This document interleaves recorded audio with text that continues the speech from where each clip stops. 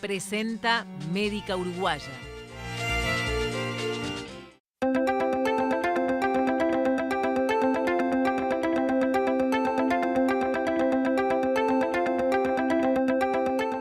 Muy buenas noches. En busca de un modo alternativo de vida, aquí en nuestro país se han instalado desde hace muchos años comunidades o ecoaldeas que buscan caminos de desarrollo sostenible, que viven con intereses sociales en común. Estas ecoaldeas han crecido de la mano de un sistema de desarrollo llamado permacultura, una idea o un modelo que nació en Australia por la década de los 70 de la mano de dos agricultores que estaban buscando otros métodos de agricultura para enfrentar el crecimiento industrial de la producción. Más tarde crearon una filosofía holística que integra diferentes componentes. La permacultura ha llegado a nuestro país en la década del 90 a través de una docente y ecologista, Elda Villalba, que creó entonces la primera escuela de permacultura. Hoy tiene varios exponentes. De hecho, hay una escuela de permacultura urbana en Montevideo. Aldo Ferré es uno de sus representantes. Es docente y también educador, es diseñador industrial y a partir de las experiencias que tuvo en Chile, en ecoaldeas, decidió entonces dedicarse a la permacultura. Hoy vive en Sangrila y en una típica casa de balneario intenta reproducir este modelo.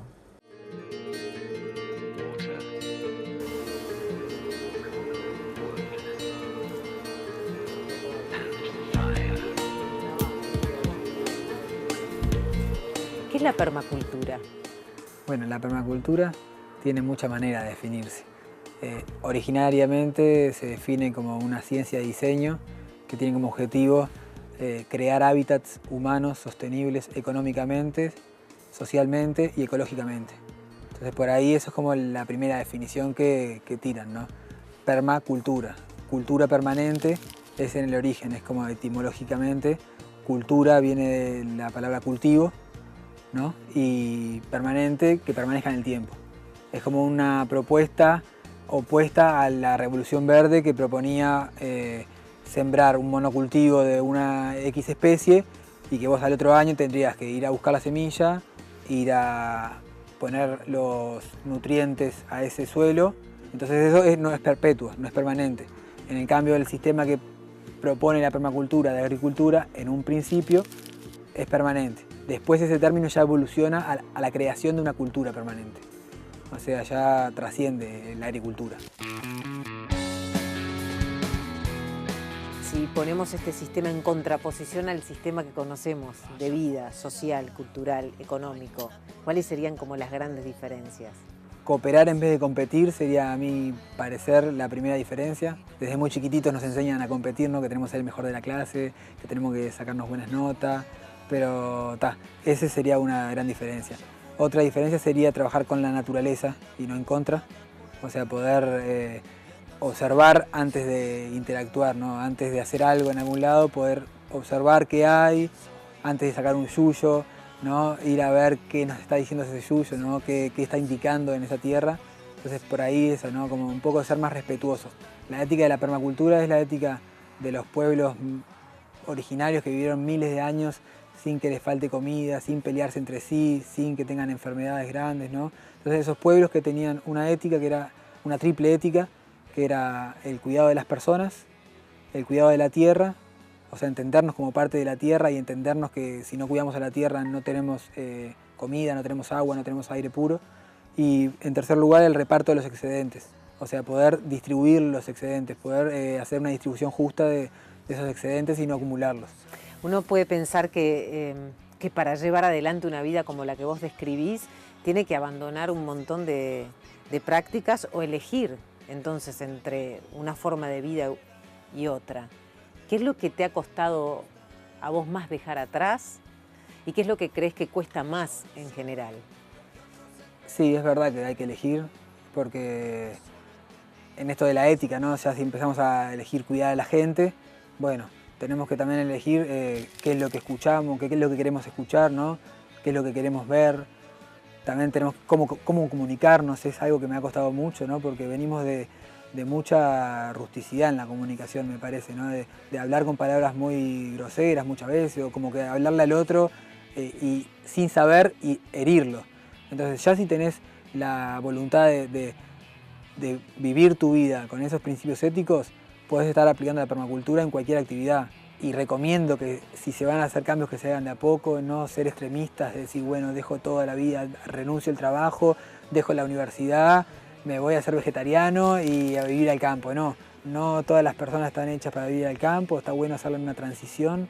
Se habla mundialmente de un movimiento de transición, que es un movimiento que surge en Inglaterra, y es eso, es bueno, poder ir de una vida muy dependiente del petróleo de repente, o muy dependiente de energías externas, a una vida más resiliente localmente. Y ahí se habla de resiliencia, ¿no? De esa capacidad que tenemos como sociedad de resistir una crisis y poder sobrepasarla. Y poder sobrepasarla y hacernos más fuertes. Entonces, bueno, un poco de eso es lo que hay que trabajar.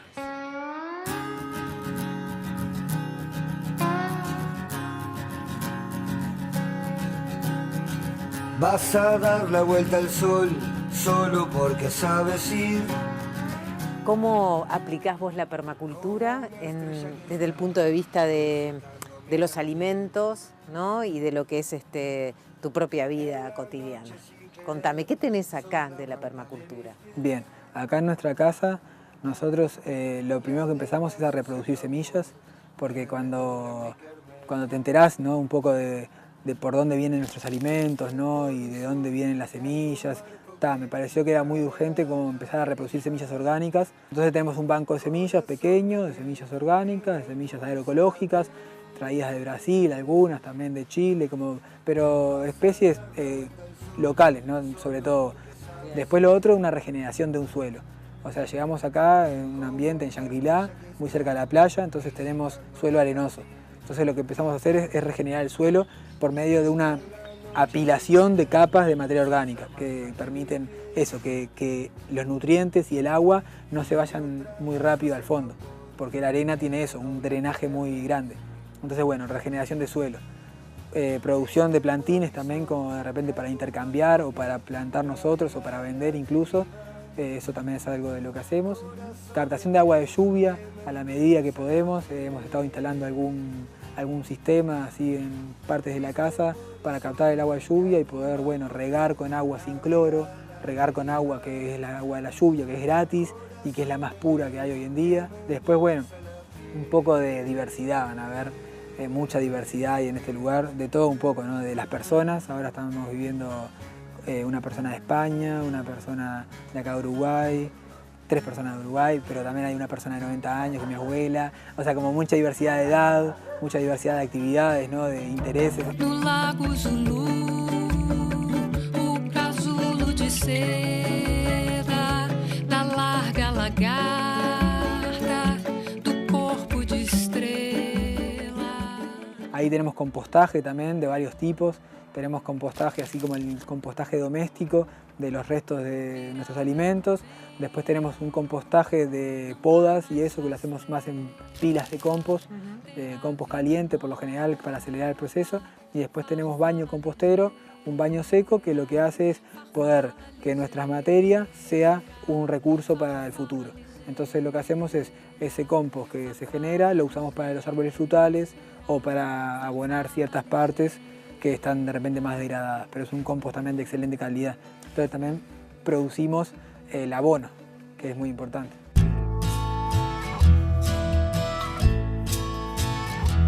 Cuando se habla de permacultura se habla de cerrar ciclos o sistemas, también se puede decir, ¿no? ¿Qué significa cerrar un ciclo? Bien, estamos viviendo como en una sociedad muy entrópica, ¿no? Carlo Pretini, que es el fundador del movimiento de Slow Food, de comida lenta, él habla de eso, ¿no? De una crisis entrópica en la que producimos 100 y consumimos 400. Entonces como que se está perdiendo energía en todo momento.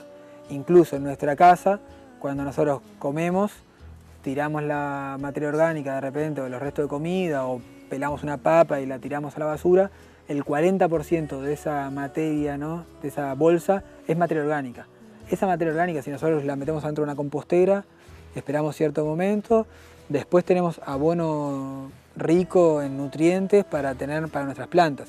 Entonces, bueno, eso sería un ciclo cerrado. El ciclo abierto sería olvidarnos de esa bolsa de basura que fuimos responsables de generarla y que se la lleve el camión y bueno, ya me olvido, yo no fui, ¿no? El asunto es que creo que las necesidades básicas no están vistas como una producción humana o como un desafío, ¿no? Los desafíos en general los ponemos en otro lugar, no en cumplir con esas necesidades básicas. ¿No te parece que es un poco así lo que nos pasa? Sí, vivimos como en un mundo donde pensamos que nuestras necesidades son infinitas, ¿no? Entonces como que siempre estamos viviendo en ese mundo que nunca estamos satisfechos. Entonces me parece que es un poco replantearnos cuáles son nuestras necesidades.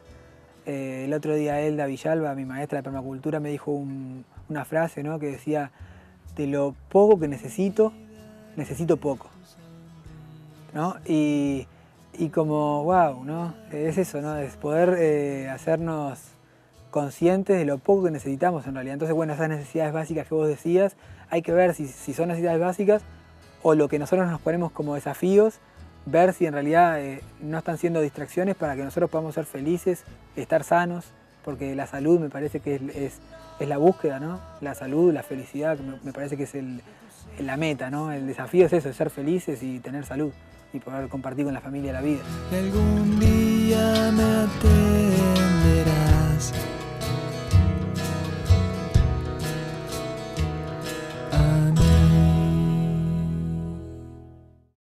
Acabamos de ver un ejemplo entonces de un modelo que se está extendiendo en algunas zonas rurales de Montevideo, inclusive de Canelones, también en Rocha, también en Maldonado. Hay unos ejemplos de ecoaldeas que utilizan entonces la permacultura como modelo de desarrollo. Vamos a hablar un poquito sobre qué significan estos modelos alternativos, donde la ecoaldea parece ser como un modelo muy fuerte, que ya tiene muchas décadas en el mundo, ¿no? Algo que nació en Australia y que se extendió por Europa ya hace como 40 años, pero que bueno, que ha llegado a Uruguay hace 2 décadas aproximadamente. Felipe Arocena es sociólogo, es profesor de la Facultad de Ciencias Sociales de la Universidad de la República, te has especializado en lo que es la sociología de la cultura, has escrito ensayos, publicaciones en Estados Unidos, Canadá. Bienvenido. Muchas gracias. Esto que acabamos de ver, ¿no? Que tiene que ver con un modelo alternativo donde el entorno natural y también como un modo de vida más simple está cobrando fuerza en algunos sectores de nuestro país. ¿Cómo lo podrías definir desde el punto de vista sociológico si pusiéramos como una mirada de lo que es esa construcción social? Yo creo que son búsquedas bien interesantes que suman ante la percepción de que el estilo de vida occidental, urbano, masificado, nos lleva a la infelicidad. Y es una búsqueda de una especie de retorno a la naturaleza, por un lado, pero también retorno a la comunidad, porque están las dos cosas mezcladas. Hay un retorno a la búsqueda de las raíces en la naturaleza y también un retorno hacia la interacción con los otros, hacia la comunidad de seres humanos. No son novedosas, porque esto ha existido a lo largo de los últimos 2 siglos de manera bastante frecuente. Por ejemplo, yo creo que una de las primeras reacciones ante la invasión de la máquina, por ejemplo, ¿no? o del maquinismo o del industrialismo, podrían ser, por ejemplo, los luditas, ¿no? Ese movimiento que en el comienzo de la revolución industrial reacciona contra las máquinas porque sienten que él está cambiando todo su estilo de vida y está transformando esa manera de ser en algo que no quieren. Después vuelve a aparecer en otros momentos, pongo otros ejemplos, por ejemplo en el romanticismo del siglo XIX, hay una búsqueda de acercamiento hacia la naturaleza. Lo puedo ejemplificar con dos personajes. Uno es, por ejemplo, Henry Thoreau, un escritor estadounidense que escribió un libro llamado Walden y que se va a vivir a una casa de madera hecha por él, sin energía eléctrica, donde él produce todos sus alimentos, un ejercicio de autosustentabilidad, por ejemplo, ¿no? Otro mucho más reciente, que no tiene ni Thoreau ni el que voy a decir ahora tienen el componente comunitario, pero un ejemplo muy cercano es Horacio Quiroga, por ejemplo, ¿no? Cuando se va a Misiones, ¿no? Hace también construye su propia casa, planta su propia alimentación. Los lugareños se reían de Quiroga porque decían que le iba a dejar sin trabajo a los campesinos, a los trabajadores, porque él hacía todo. Es decir, son búsquedas de retorno a la naturaleza. Y más específicamente en el mundo contemporáneo, creo que eso además está muy relacionado con la percepción de que el mundo está al borde de un cierto precipicio, un cierto abismo, claro, que tenemos que cambiar porque el cambio climático, la explotación de los recursos naturales, puede ser que nos produzca el fin de la especie humana. Entonces hay una búsqueda muy fuerte, en el caso de la permacultura, por ejemplo, bueno, de lograr una manera de producir, de relacionarse con la naturaleza para producir alimentos que sea permanente en el tiempo, por eso permanente cultura, que sea reproducible y que no agote los recursos, sino que al mismo tiempo que se consiguen recursos, se puedan reproducir y mantener en el tiempo. Bien, te invito a hacer una pausa, a la vuelta vamos a hablar un poquito más entonces de estas experiencias y también de lo que se denomina la agenda postmaterialista, que tal vez esto tiene que ver mucho con esto, ¿no? Con la búsqueda de un bienestar que va por el lado social, de otro tipo de felicidad. Ya venimos.